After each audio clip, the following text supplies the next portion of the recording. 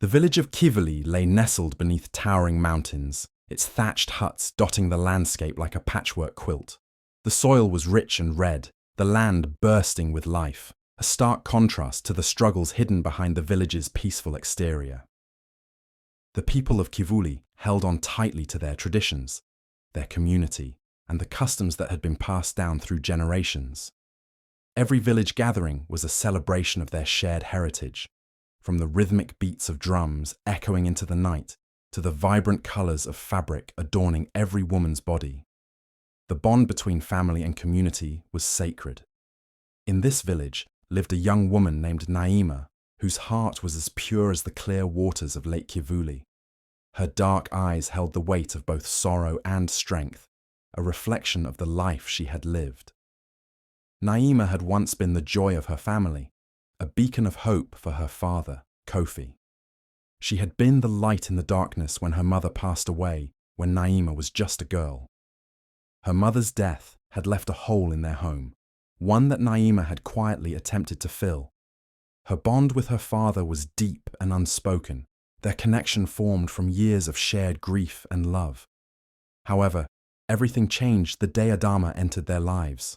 Adama was Kofi's second wife, a woman who seemed to be everything Naima was not. Where Naima was gentle and quiet, Adama was forceful and loud. She arrived with her own daughter Halima, a girl just a little younger than Naima. Halima, with her bright eyes and a smile that never reached her heart, was a girl born of privilege, raised to believe she was destined for greatness. The moment Adama set foot in Kuli, the harmony Naima had once known was replaced with tension. Adama's presence in the house was like a storm cloud that blocked the sun, suffocating, oppressive. Adama had plans. She saw in Naima's beauty and kindness an obstacle, something that would stand in the way of her daughter's future. While Naima had been content to live a simple life, Adama had grand dreams of wealth, status, and the comforts of a life far removed from their modest village. She saw Naima as a hindrance, someone who would take the attention away from her daughter's prospects. In her mind, Naima had to be controlled, subdued. And the best way to do that, she thought, was to marry Naima off to a man of low status. A man who would ensure that Naima's future would be just as dull and insignificant as she believed Naima's presence to be. So, Adama began to orchestrate her plan. She sought out a match for Naima, a poor farmer from the neighboring village. Amani was his name. He had little to offer, no riches, no title, and no ambition beyond the fields he tended. But to Adama, that was precisely what made him the perfect choice. A man like Amani would keep Naima's head down and her future limited. Adama worked tirelessly behind the scenes, convincing Kofi that this was the best match for Naima. She painted Amani as humble and hardworking, a man who would teach Naima the value of simplicity and submission. Naima's father, overwhelmed by the pressure from his wife and torn between his love for his daughter and his desire for peace in the house, reluctantly agreed. On the day of the announcement, Naima's world seemed to crumble. Her heart sank as her father, with a sad look in his eyes, told her of the match he had arranged. He spoke of Amani as though he were a blessing, a gift that would bring stability and peace. But to Naima, he was a stranger, a symbol of everything she had not asked for. She had always dreamed of a life filled with love and freedom, not one dictated by the whims of her stepmother's jealousy. Her heart broke, not because she feared the man she would marry, but because she knew that the life she had once dreamed of was slipping away. The villagers, too, were shocked by the news. Gossip spread like wildfire, as it always did in Kuli. Many pitied Naima, seeing her as a victim of circumstance. Others whispered that she had been foolish to allow herself to be trapped in such a situation. But the whispers were not just about Naima's marriage. They were about Adama, about her cunning, her ambition, and her complete disregard for the well-being of her stepdaughter. To them, it seemed as though Adama had sacrificed Naima's happiness for the sake of her own selfish desires. And yet, Adama never seemed to care. The days leading up to the wedding were a blur for Naima. The preparations were handled by Adama with an efficiency that bordered on cruelty. Every detail was controlled, every step of the process manipulated to ensure that Naima had no choice but to accept her fate. The bride's dress was simple, plain, nothing like the elaborate gowns the wealthier women of the village wore. Naima felt as though she were being prepared for something less than a celebration, something that carried no joy, only duty. In the days before the ceremony, Naima found solace in the quiet moments when she was alone with her thoughts. She thought of her mother, wondering what she would have said if she were still alive. Would she have fought for her? Would she have stood up to Adama and prevented this cruel arrangement? The weight of these questions pressed down on Naima's chest, but she knew there was no turning back now. She was a daughter, bound by the expectations of her family, and she would do what was required of her. But deep down, a small flame of resistance burned. Naima knew she couldn't fully accept this fate. Not yet. She would honor her father, she would honor the village, but her heart whispered that there was more to her story than the one Adama had written for her. Little did she know, this marriage, this supposed destruction of her life, was only the beginning of a journey that would defy everything she had ever known. The days leading up to the wedding were an agonizing blur for Naima. Adama, as usual, was in full control, pushing every detail of the marriage forward with an almost disturbing enthusiasm. She barely left the house, overseeing the preparations and ensuring that everything was in place for what she had deemed a perfect union. Perfect, at least, for her purposes. The more she manipulated the situation, the more Naima felt like a puppet, her strings being pulled by forces beyond her control. Kofi, Naima's father, was barely involved in the preparations. He had retreated into a silence that was all too familiar. Naima had seen this before when her mother died, when he withdrew from the world and left her to carry the weight of their grief. Now, it seemed as if he was retreating again, but this time, he wasn't withdrawing out of sorrow. He was stepping back from something he had no power to stop. Adama's influence over him had become undeniable. He trusted her more than he trusted his own daughter, and this realization stung Naima to her core. Adama had manipulated Kofi into believing that this marriage was the best thing for Naima. She painted Amani, the poor farmer, as an ideal match, emphasizing his simple, hard-working nature. What good is beauty and ambition when a girl's heart needs a solid foundation? Adama had said, her voice dripping with false concern. Kofi, a man who had never questioned his wife's decisions, had bought into it without a second thought. Naima had tried to speak up, to tell him that she didn't want this marriage, but her words fell on deaf ears.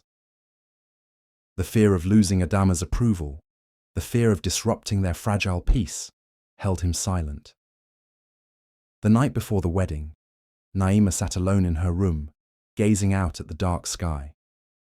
She could hear the distant sounds of laughter and chatter as Adama and the women of the village prepared for the ceremony. The wedding was to be a grand affair, a chance for Adama to show off the marriage she had orchestrated. Naima could not bring herself to feel excitement, only dread. Her heart ached with the knowledge that she had no choice but to marry a man she didn't know, a man who had been chosen for her not out of love, but out of convenience. Amani, the groom, was a mystery to Naima. She had seen him briefly when he had visited with his family, but there had been no real conversation between them. He was quiet, almost reserved, and there was something about him that intrigued her, though she couldn't quite place it. He was not like the men from the village, who were boisterous and loud. Amani carried an air of mystery, like a man who had lived through hardship but refused to let it break him. His eyes, dark and deep, seemed to hold secrets. And for a moment, Naima wondered if he was just as trapped in this situation as she was. But it was a fleeting thought, one she quickly pushed away. What difference did it make? They were both victims of the same cruel fate. The morning of the wedding arrived, and the air was thick with tension. Adama bustled around, overseeing every detail, ensuring everything was perfect. Her smile never wavered, but Naima could see the sharpness in her eyes, the cold calculation behind her every move. It was as though she was playing a game, one she had already won. Naima, on the other hand, felt as though she were walking in a dream, a nightmare. She wore the simple wedding dress that had been chosen for her, its plain fabric a stark reminder of how little she meant to those around her. Her hair was arranged in a way that made her feel like a doll, someone who was merely being prepared for display.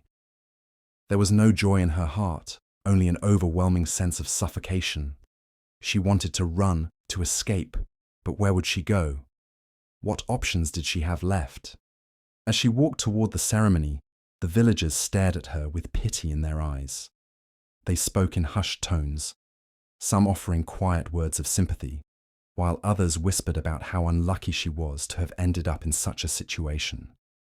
Naima tried not to hear their voices, tried not to let their pity pierce her heart, but it was impossible. She felt as though everyone knew she was walking toward her own destruction, and no one was able to stop it. The ceremony took place under the wide branches of an old baobab tree, its ancient roots deep in the earth, watching over the community for generations. The tree stood as a symbol of strength and endurance, but to Naima it felt like a prison. Amani stood before her, his face unreadable, his posture straight and stoic.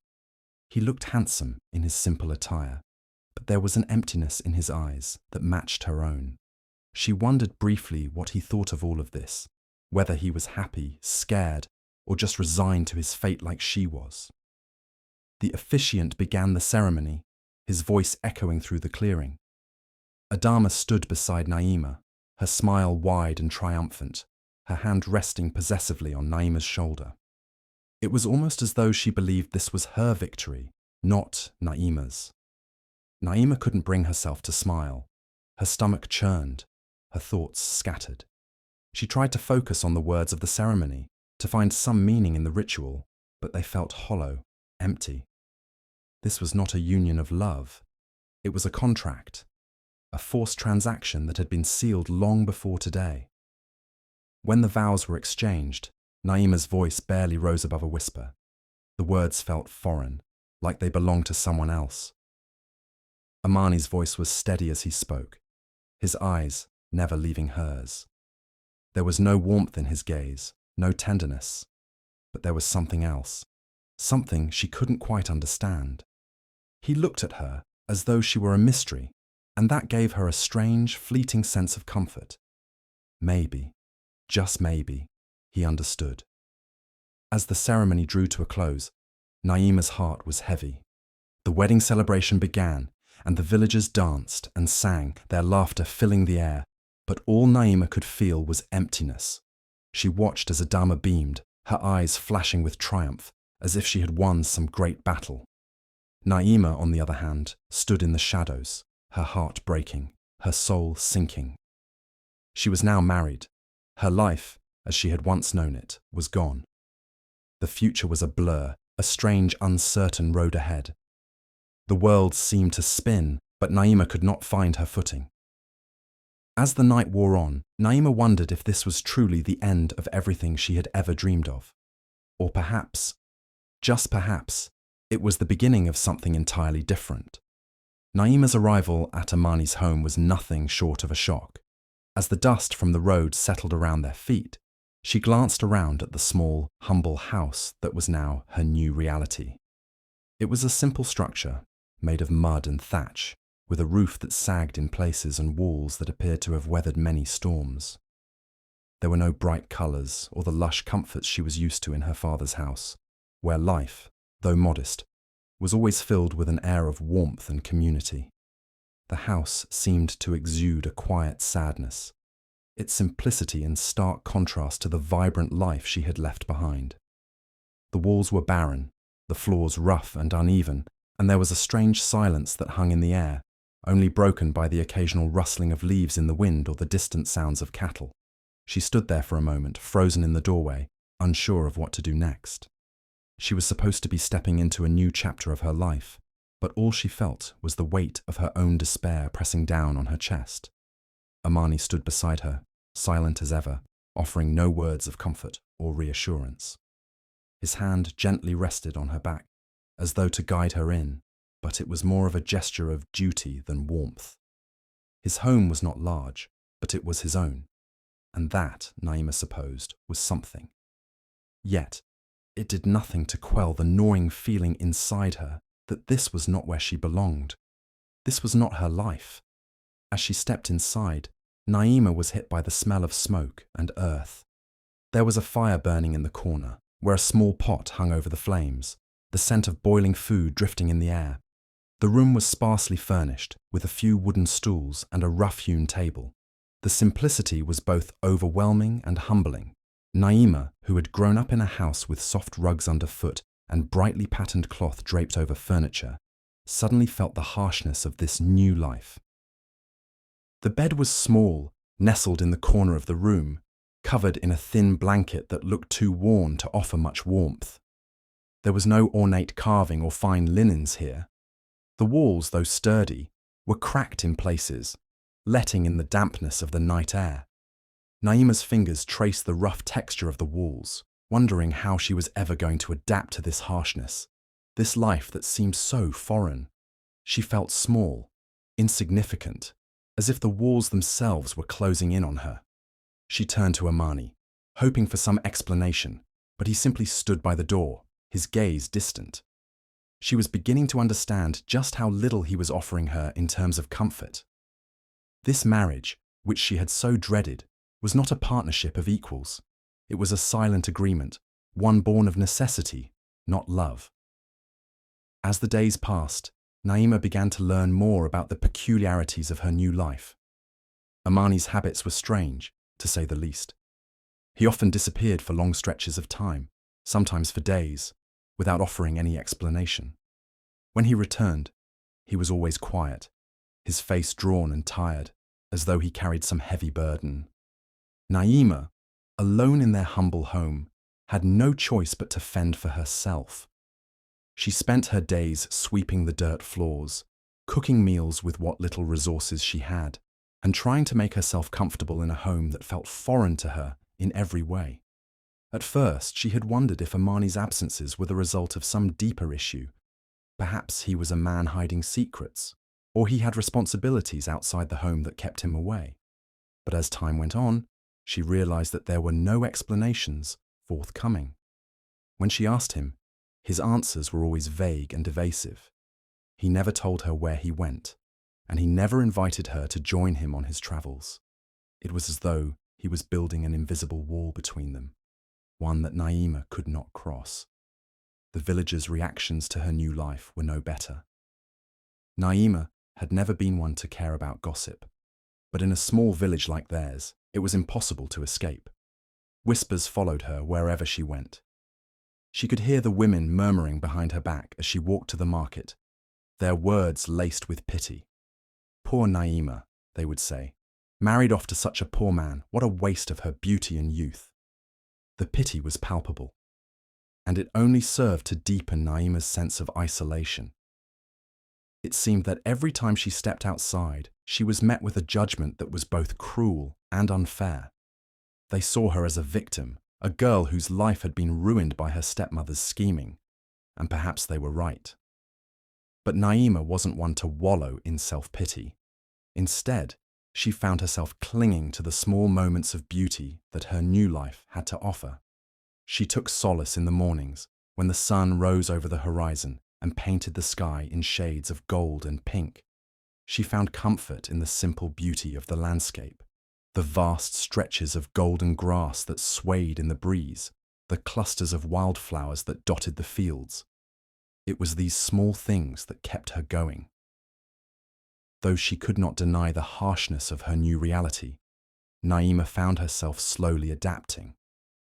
Her resilience, though born of necessity, began to shine through.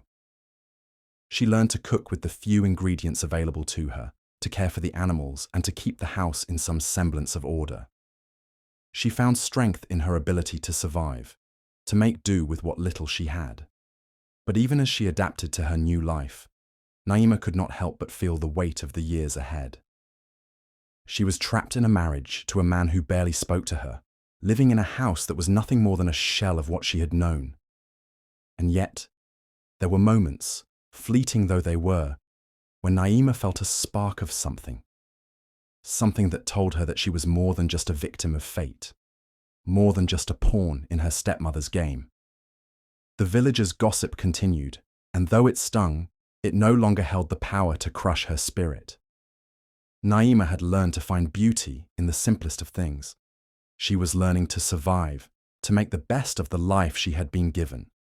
And as much as the loneliness of her marriage weighed on her, she refused to let it define her. Her life in Amani's house was hard, but it was hers. And Naima knew, deep in her heart, that no matter how difficult the journey ahead might be, she would find a way to make it her own. Naima's suspicions began to grow like the slow, steady rise of a storm on the horizon. At first, they were small, fleeting moments, an odd glance, an unexplained absence, or a whisper from the villagers. But as the days turned into weeks, those fleeting moments began to accumulate, each one adding weight to the questions that lingered in her mind. It all started one afternoon when Naima was cleaning the small storage room at the back of the house. The room was cramped and filled with shelves that were cluttered with old farming tools, bags of grain, and dried herbs. While pushing a dusty old sack aside, she noticed something that made her pause. Beneath the sack was a small wooden chest, its surface intricately carved with patterns she had never seen before. She frowned, her heart beginning to beat a little faster. A chest like this seemed far too ornate for a poor farmer's home. The wood was polished, the carvings fine and detailed, as though it had been made by someone with great wealth or status. Curiosity gnawed at her, and without thinking, she reached down to open the chest. Inside, she found a collection of fine clothes, silk robes in vibrant hues, embroidered with gold thread. The fabric felt soft and luxurious in her hands, a stark contrast to the rough, worn garments she had grown accustomed to wearing. Her mind raced. What was this? Why would a man who claimed to be poor have such treasures hidden away? Naima's eyes scanned the room again, her thoughts churning. She began to notice more contradictions. In one corner, there were crates filled with exquisite pottery, pieces that were clearly valuable. In another corner, she saw a collection of jewelry, necklaces, bracelets, and rings, crafted from precious metals and stones. Each item seemed to scream of wealth, luxury, and a life that was far removed from the simple existence Amani had led her to believe he lived. Her heart began to race, and a sick feeling settled in the pit of her stomach. These weren't the possessions of a struggling farmer. They were the possessions of someone who had known wealth, who had been surrounded by luxury. But why was Amani hiding it? Why had he lied to her? And more importantly, why had he chosen this life of poverty when he clearly had the means to live differently? Days passed, and Naima found herself unable to shake the unease that now clung to her like a second skin. She began to keep a closer eye on Amani, watching for any signs that might explain his secret life. It wasn't long before her suspicions were confirmed. One evening, while she was preparing dinner, she overheard a conversation between Amani and a man who had arrived at their door unannounced. The man's voice was low and smooth, and though Naima couldn't make out the words, she could hear the tension in Amani's responses. The man was insistent, and Amani's tone was defensive, as if he were trying to avoid something. Naima waited until the conversation ended, then quietly approached Amani, who was still standing at the door. Her heart pounded in her chest as she took a deep breath, trying to steady herself. She had to know the truth. She couldn't continue living in this lie. Amani, she began softly, her voice shaking just a little. What is going on? Who was that man? And why are you hiding all of those things from me? Amani stiffened, his eyes flashing with something that Naima couldn't quite place. Guilt, perhaps, or anger. For a long moment, He didn't answer. He simply stood there, his back turned to her, as if he were weighing the decision to come clean.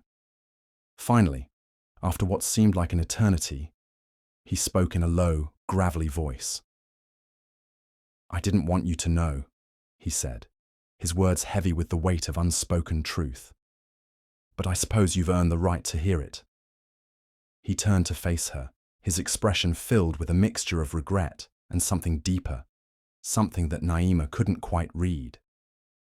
"I am not the man I led you to believe," Amani continued, his voice quiet but firm. "I'm not a poor farmer. I was born into wealth, the son of a merchant who owned one of the largest trading houses in the city. My father was a powerful man, and I was expected to follow in his footsteps. But I couldn't live that life. It was suffocating." Naima's mind whirled as she processed his words. Amani, the quiet, mysterious man she had married, was the son of a wealthy merchant? It didn't make sense. Everything about him had seemed so ordinary, so far removed from the world of opulence and power he was now describing.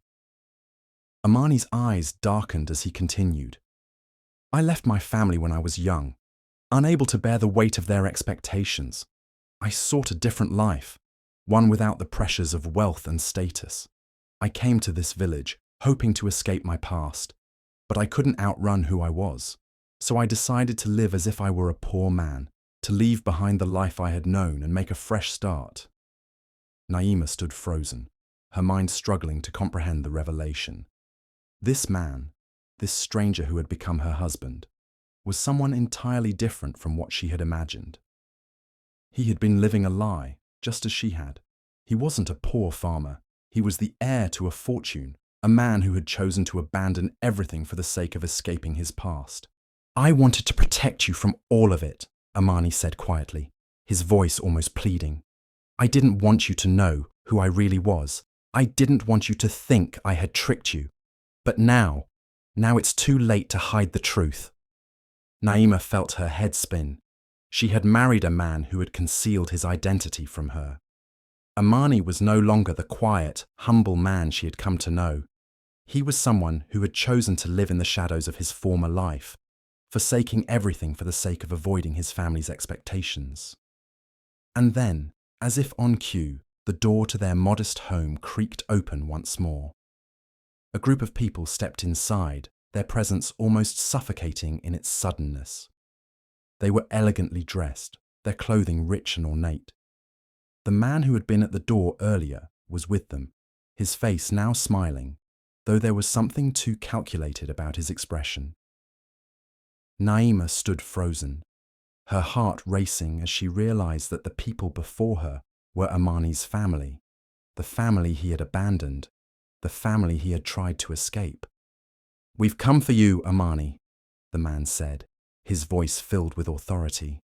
"Your father has died, and it's time to return to your place."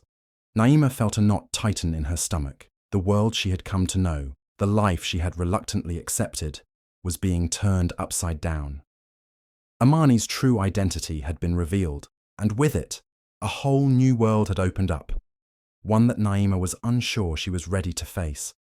As Amani's family extended their invitation, she hesitated. The life she had known here, the one she had fought to accept, suddenly seemed far more real than the glamorous world Amani had left behind. She had no idea what awaited her in the grand estate that beckoned them, but she knew one thing. She had to make a choice. Would she continue to live this life in the village, where she'd begun to build a small sense of peace? Or would she return to the world of wealth and power, where her future might be secured, but at the cost of everything she had come to love? The truth had been unveiled, and now Naima was at a crossroads. Would she embrace the life she had once thought she wanted, or would she risk everything for the unknown, for a future that was uncertain but filled with the promise of freedom? It was a choice that would change everything. Naima stood at the grand entrance of Amani's family estate, the massive gates slowly creaking open as if to welcome her into a new life, one she had never imagined. The world beyond the gates was a stark contrast to the humble village she'd come from. It was a world of polished marble floors, towering columns, and gardens bursting with colours Naima had never seen. The air smelled of exotic flowers, and the soft sounds of a fountain echoed in the distance, mingling with the whispers of servants who moved around her with silent precision. As she stepped inside the estate, her eyes widened at the sight of the sprawling halls, each one more luxurious than the last. Amani's family had lived in opulence for generations, and now Naima was being thrust into that life. Everything about it felt so foreign, so extravagant, and yet it held an undeniable allure.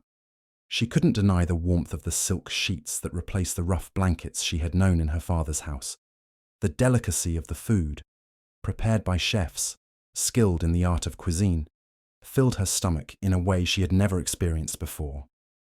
She had no need to worry about where her next meal would come from, or how she would make ends meet. But despite all the comforts, a part of her hesitated. For the first time since her marriage, Naima was unsure of who she was. The transition from the simple, quiet life she had lived in the village to the overwhelming wealth of Amani's family was like stepping into a dream, and dreams, as Naima had learned, often had a way of vanishing when you least expected them to. Amani's family, who had initially welcomed her with open arms, now seemed distant, as though they had their own agenda for her. They were kind, but there was an underlying expectation that Naima would embrace her new role as Amani's wife, a wife who belonged to their world, a world of privilege and power. Amani's mother, in particular, was relentless in her attempts to mold Naima into the perfect daughter-in-law. She would frequently guide Naima through lessons on etiquette, how to speak with grace, and how to host grand social events that would impress the elite guests who came to their estate. Naima didn't mind the lessons themselves, but she couldn't help but feel a nagging emptiness. The woman she had been, the Naima who had lived in a small village, who had known the beauty of simplicity and the bonds of community, seemed to be slipping away with every passing day. The wealth, the luxury, the never-ending parties, none of it felt as fulfilling as she had imagined. It was a gilded cage, and she was trapped inside it, torn between her newfound world and the memories of her past life.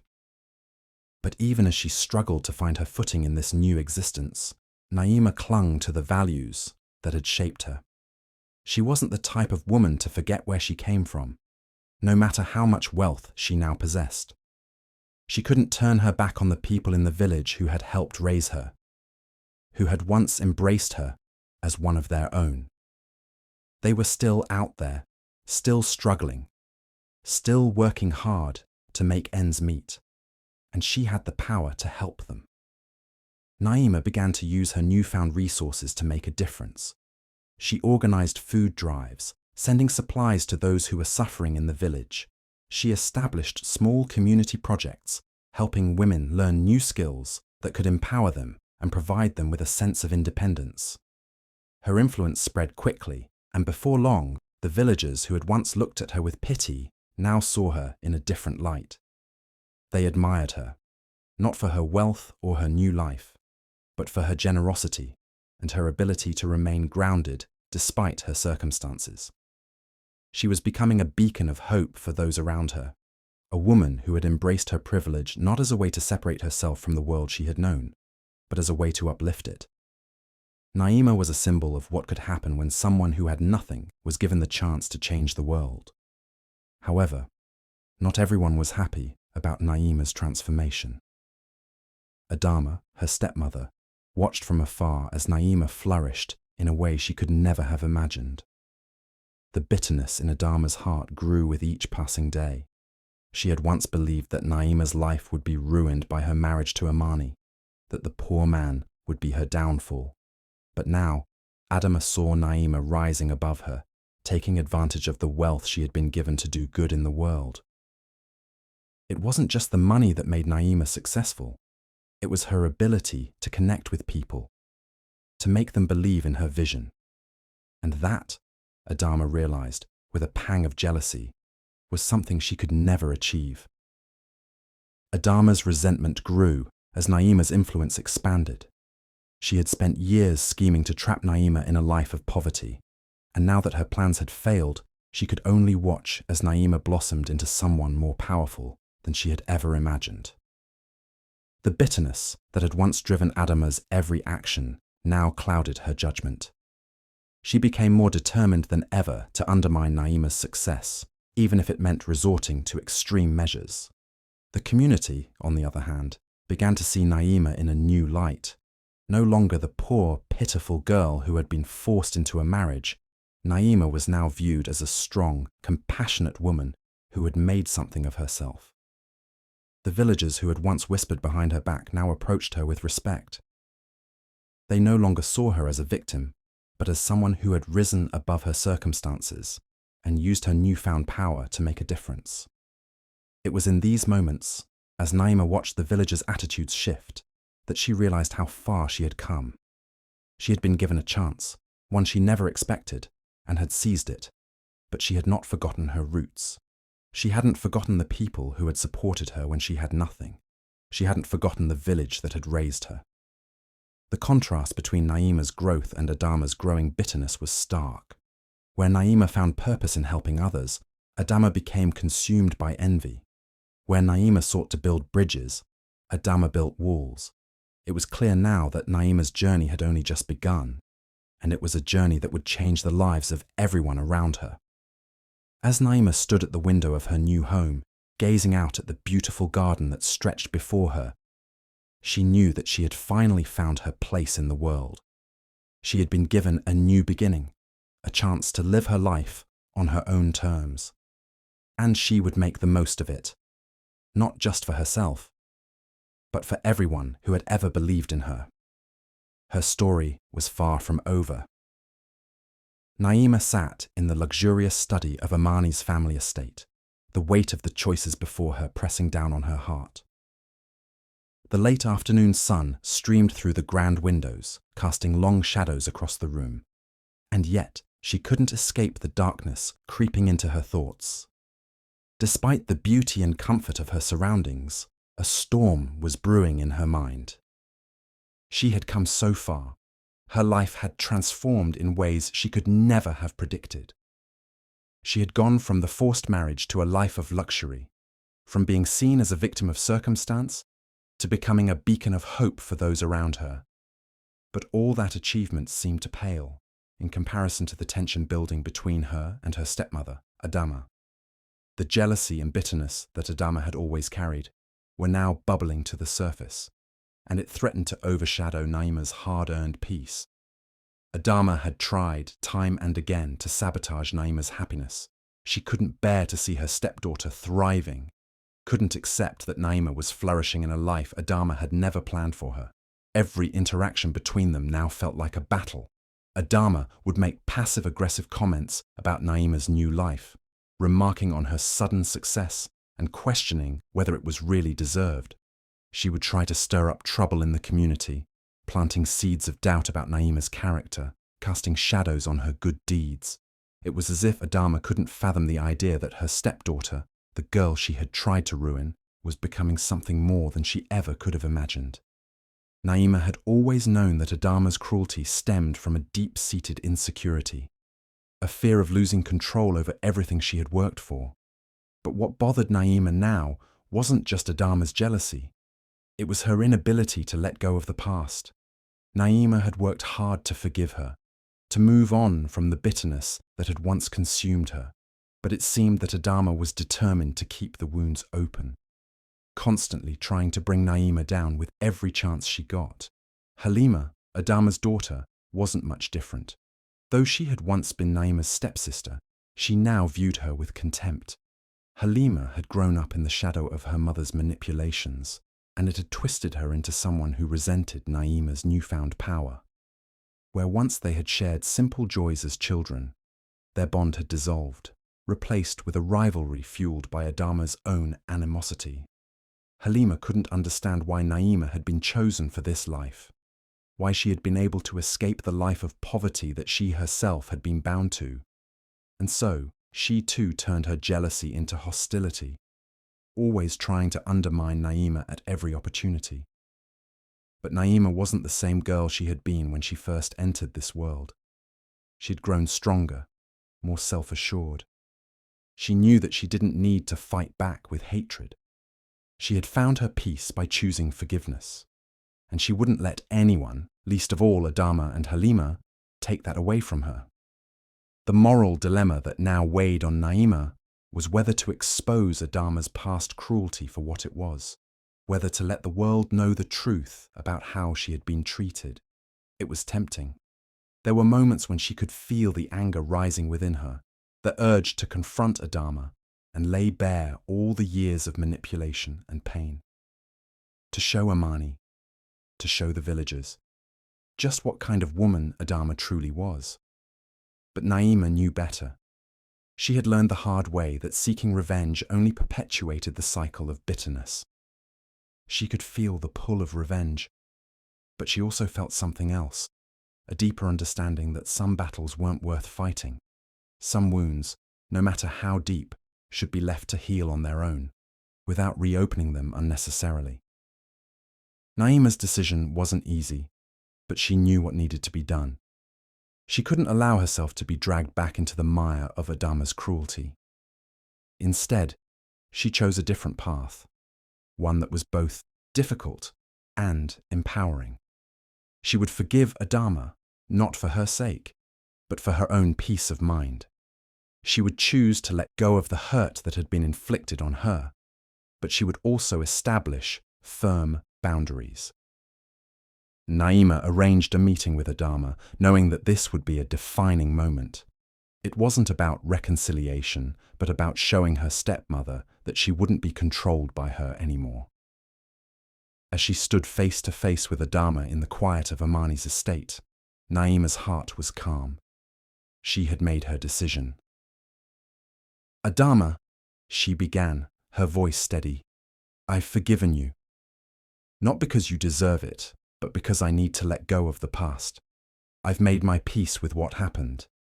But you need to understand that I will no longer tolerate the bitterness and hatred that you try to impose on me. Adama's eyes flashed with surprise, but Naima continued, You've tried to destroy my happiness, but I won't let you. I've chosen a different path, a path of forgiveness, of growth, and if you want to be part of my life, you need to respect that. I will not be your pawn anymore. For a long moment, Adama said nothing, her lips pressed tight. The silence between them was heavy, charged with emotions both old and new. Finally, she spoke, though her words were tinged with resentment. You think you've won, don't you? But you haven't. You're still nothing but a little girl in a world that's too big for you. Naima smiled, a quiet, confident smile. No, Adama. I'm not a little girl anymore, and I'm not playing your games. I found my place in this world, and it's not in the shadow of your jealousy. With that, Naima turned and walked away, leaving Adama standing in the silence of the grand estate. It wasn't a moment of victory. It wasn't about making Adama feel small. It was about Naima choosing her peace, choosing to rise above the cruelty and bitterness that had once threatened to define her. As Naima moved forward, her heart lighter than it had been in years, she knew that this was the true beginning of her journey. It wasn't about wealth or status. It wasn't about proving anyone wrong. It was about living her truth and letting go of the things that no longer served her. And in that moment, Naima realized that forgiveness wasn't just for others. It was for herself. In the days that followed Naima's confrontation with Adama, the wheels of fate turned with a cruel irony. Adama, once a woman who had manipulated and schemed her way through life, found herself isolated, abandoned by those she had once controlled. The villagers, once too afraid to stand against her, began to speak openly about her deceitful ways. The truth of her manipulations, her attempts to sabotage Naima, slowly spread like wildfire. The very same community that had once looked down on Naima now turned their backs on Adama and Halima, their once respected status in tatters. Halima, ever the follower of her mother's lead, found herself alone. Her bitterness and jealousy having driven away even the few friends she had. The social connections she had relied on crumbled, and she became a shadow of her former self, a victim of the same cruelty she had once inflicted on others. The sting of her downfall was sharp, and the bitterness that had once defined her life now consumed her entirely. No amount of scheming or manipulation could save her from the inevitable consequence of her actions. Meanwhile, Naima's life continued to flourish, as if the universe itself had decided to reward her resilience. Amani, once a man who had chosen to live in the shadows of his past, stood by her side, proud of the woman she had become. Together, they worked not only to build their own future, but to uplift their community. Naima, with her deep understanding of struggle, used her newfound resources to help others. She sponsored initiatives to help the poor, built schools, and worked to improve the lives of those around her. The villagers, who had once whispered in judgment, now spoke of Naima with admiration. They saw in her a strength they had never expected, a kindness that transcended the cruelty of the past. Amani too found peace in the life they were building together, leaving behind the shadows of his family's wealth. He and Naima grew stronger together, their bond unshakable in the face of adversity. As Naima and Amani stood together on the balcony of their home, overlooking the village that had witnessed their journey, Naima couldn't help but reflect on how far she had come. From the forced marriage to this moment of peace, from the pain of the past to the joy of the present, her life had been shaped by fate in ways she could never have imagined. The sun dipped below the horizon, casting a warm glow over the land, and Naima whispered to Amani, "Fate has a way of showing us the truth, doesn't it?" Amani smiled, his eyes full of love. "It does, but it also shows us that no matter how hard the road, kindness and resilience will always find a way." As the night settled over the village, Naima knew that the story of her life would be one of triumph over malice, of forgiveness over hatred. The journey had been long, and at times the road had seemed impossible to walk. But in the end, kindness and strength had led her to the place where she belonged, by Amani's side, with a heart full of peace and a future full of promise. And as the stars twinkled in the sky above, Naima realized that fate's irony was not in the pain she had endured, but in the beauty of the life she had built.